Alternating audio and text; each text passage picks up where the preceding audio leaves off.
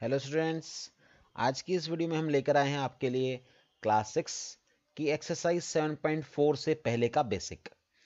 आज का जो हमारा टॉपिक है उसको वो बच्चे जरूर ध्यान से देखें जो अपने मैथ्स के बेसिक कॉन्सेप्ट्स को क्लियर करना चाहते हैं, क्योंकि अगर आप बेसिक कॉन्सेप्ट्स की वीडियो को ध्यान से देखेंगे तो ही आपको एक्सरसाइज की क्लियरिटी होगी, मतलब आपको एक्सरसाइज बिल्कुल अच्छे से समझ में आएगी।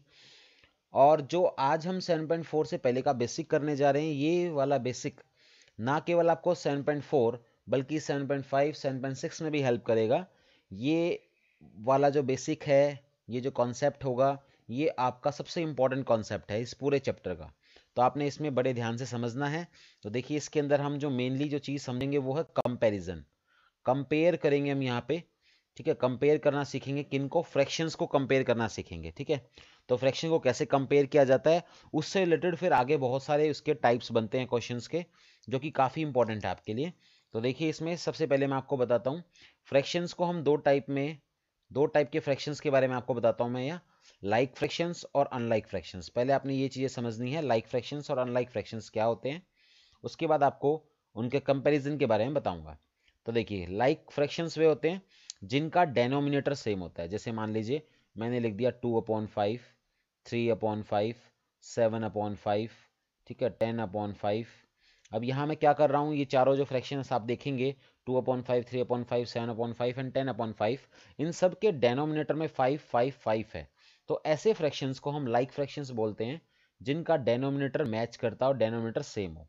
और ऐसे फ्रैक्शन जिसके डेनोमिनेटर्स अलग अलग हों, जैसे एक में 2/5 है, एक में 3/7 है, तो ये जो हमारे फ्रैक्शंस है, ये कैसे फ्रैक्शंस कहलाएंगे? Unlike fractions. तो अभी हम कंपेयर करना सीखेंगे फ्रैक्शंस को। तो कंपेयर में मैं सबसे पहले आपको कंपेयर करना सिखाता हूँ लाइक फ्रैक्शंस को। लाइक फ्रैक्शंस को हम कैसे कंपेयर करते हैं? देखिए, लाइक फ्रैक्शंस को कंपेयर करना बहुत ही आसान है। जैसे मान लीजिए मैंने आपके सामने दो फ्रैक्शन ले लिए, लाइक फ्रैक्शंस 2/5 एंड 3/5। कंपैरिजन का मतलब क्या होता है कि आप इसमें से ये पता कर सकें कि इनमें से कौन बड़ा है कौन छोटा है, ठीक है। और मैं आपको इसको बड़े छोटे के भी कई तरीके बताऊंगा कैसे चेक करते हैं। जैसे इसमें दो फ्रैक्शन के बता रहा हूँ पहले, फिर मैं आपको इससे ज़्यादा फ्रैक्शंस के भी बताऊंगा, लाइक में भी बताऊंगा, अनलाइक में भी बताऊंगा। तो ध्यान से समझना आपने। तो चलिए, लाइक फ्रैक्शन में देखिए बहुत आसान होता है। लाइक फ्रैक्शन के अंदर हमारा डेनोमिनेटर सेम होता है। तो जब डेनोमिनेटर सेम होता है तो हमारे लिए बहुत ही आसान चीज़ है, ये न्यूमरेटर को देखना होता है हमें। यहाँ 2 है, यहाँ 3 है। केवल आप न्यूमरेटर को देखिए, जो न्यूमरेटर जिसका न्यूमरेटर बड़ा है वो नंबर बड़ा हो जाता है। जैसे इसका डेनोमिनेटर बड़ा है 2/5, ये 2/5 है, ये 3/5 है, तो हमारा 3/5 जो है वो बड़ा हो जाता है। अब अगर मैं मान लीजिए मैंने ये चार फ्रैक्शंस लिखे थे यहाँ पर, अगर मैं इन चारों को कंपेयर करूं तो चारों के डेनोमिनेटर सेम है, 5 5 5 5। तो अब हमें यहाँ पर जो है सिर्फ न्यूमरेटर को देखना है। न्यूमरेटर को देखकर आप बता सकते हो कि ये वाला फ्रैक्शन 10/5 सबसे बड़ा होगा, उसके बाद हमारा 7/5 होगा, उसके बाद हमारा 3/5 होगा, और सबसे छोटा जो है वो हमारा 2/5 होगा।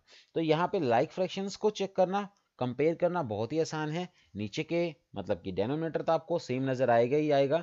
न्यूमरेटर को देखिए, न्यूमरेटर में जो नंबर बड़ा होगा वो हमारा बड़ा हो जाएगा, जो नंबर छोटा होगा वो हमारा छोटा हो जाएगा। यहाँ प्रॉब्लम नहीं है। अब प्रॉब्लम कहाँ आती है? जहां हमारे पास अनलाइक फ्रैक्शंस आते हैं। तो अनलाइक फ्रैक्शंस को देखते हैं हम। अनलाइक फ्रैक्शंस जहां आएंगे उनको हम कैसे कंपेयर करेंगे? देखिए, अनलाइक फ्रैक्शन में भी ध्यान रखना है अपने, दो तरह के फ्रैक्शंस होते हैं अनलाइक में भी।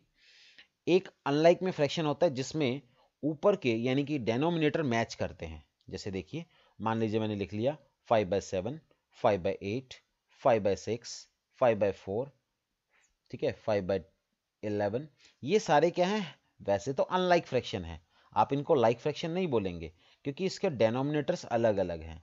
है तो ये अनलाइक फ्रैक्शन ही, बट इनमें एक खास बात है। इनमें खास बात यह है कि इनके जो न्यूमरेटर हैं वो मैच हो रहे हैं। इनके न्यूमरेटर कैसे हो रहे हैं? मैच हो रहे हैं। देखिए, जब डेनोमिनेटर मैच हो रहे थे तो हमने क्या किया था, जो नंबर मुझे बड़ा दिख रहा था वो बड़ा हो गया था। जैसे ये 2 और 3 में से 3 बड़ा है तो ये नंबर हमारा बड़ा हो गया। लेकिन अनलाइक फ्रैक्शन में अगर ऊपर के नंबर मैच होते हों, यानी कि न्यूमरेटर मैच होता हो, तो हमें कैसे पता करेंगे कौन छोटा है कौन बड़ा है? तो मैंने आपके सामने दो फ्रैक्शन ले लिए, 5/7 एंड 5/8। तो यहाँ आपने देखा कि दोनों के न्यूमरेटर मैच हो रहे हैं। तो जब दोनों के न्यूमरेटर मैच हो रहे हैं तो हम डेनोमिनेटर को देखेंगे। लेकिन यहाँ पर उल्टा काम होता है।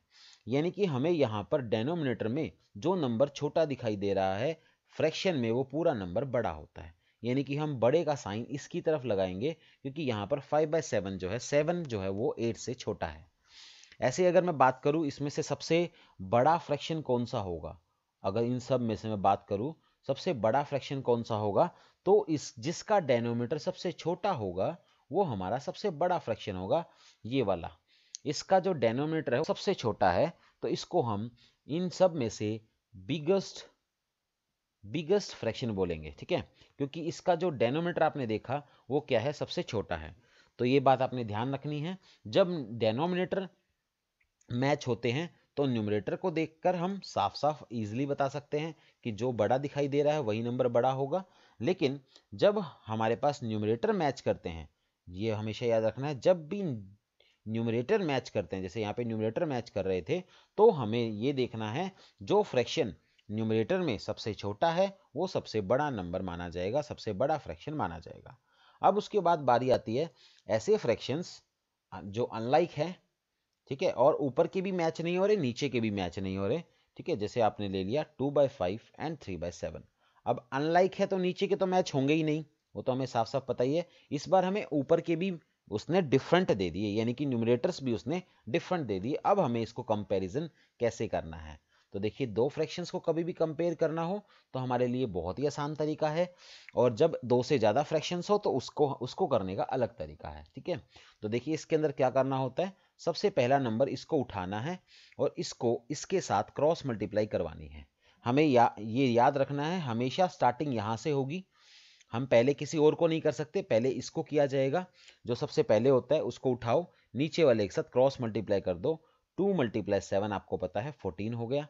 और फिर आपने इस तरह से मल्टीप्लाई करनी है, 5 को उठाया, 5 × 3 हमारा 50 हो गया।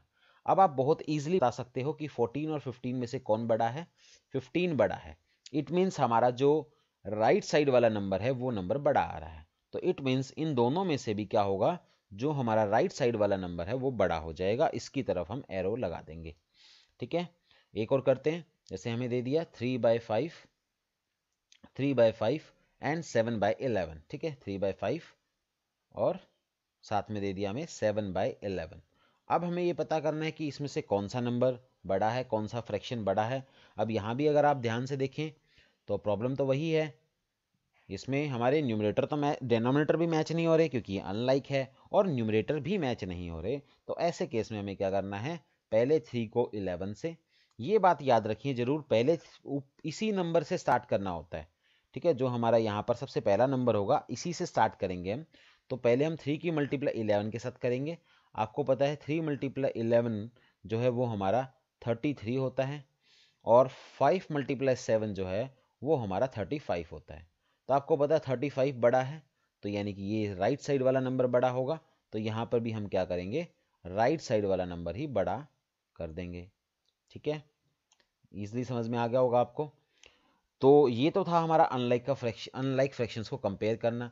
लेकिन कई क्या होता है कि हमारे पास दो से ज़्यादा फ्रैक्शंस आ जाते हैं, जैसे मान लीजिए आपको दे दिया 2/3, 7/9 और 3/7। इस तरह से आपको जो है दो से ज़्यादा फ्रैक्शंस दे दिए हैं।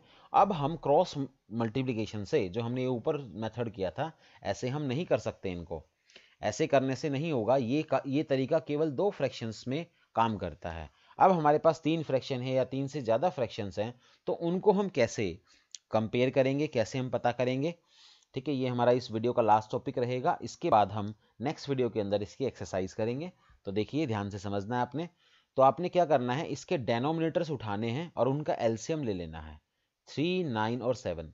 3, 9 और 7 का आपने एलसीएम लेना है। ये 3 की टेबल पे जाते हैं, 3 1 जा 3, 3 3 जा 9 और 7 जाएगा नहीं, तो 7 का 7, ठीक है। एलसीएम लेना आपको आता ही होगा, ठीक है। सबसे पहले जिस टेबल पे जाता है हम उससे करते हैं।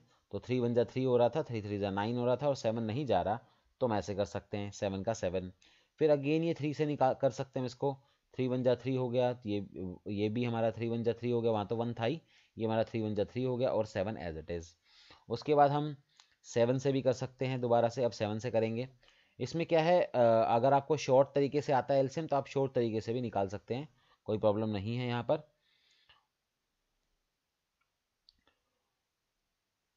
तो देखिए हमारा किस तरह से, ये इस तरह से हमारा जो एलसीएम है वो 3 3 जा 9, 9 7 जा 63, 3 3 जा 9, 9 7 जा 63, 63 एलसीएम आ गया। तो आपने यहाँ पे एक लाइन लगानी है, ठीक है, और यहाँ पे 63 लिखना है।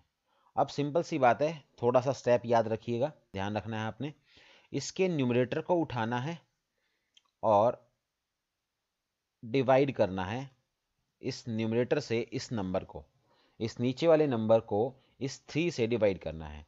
तो जैसे आप इसको इससे डिवाइड करेंगे, ये मैं आपको डायरेक्ट बता देता हूँ, 21 आएगा।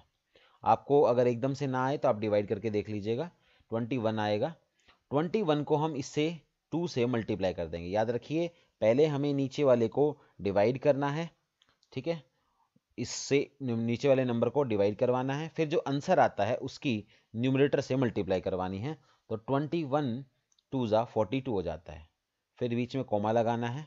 9 को डिवाइड मतलब 63 को डिवाइड करना है 9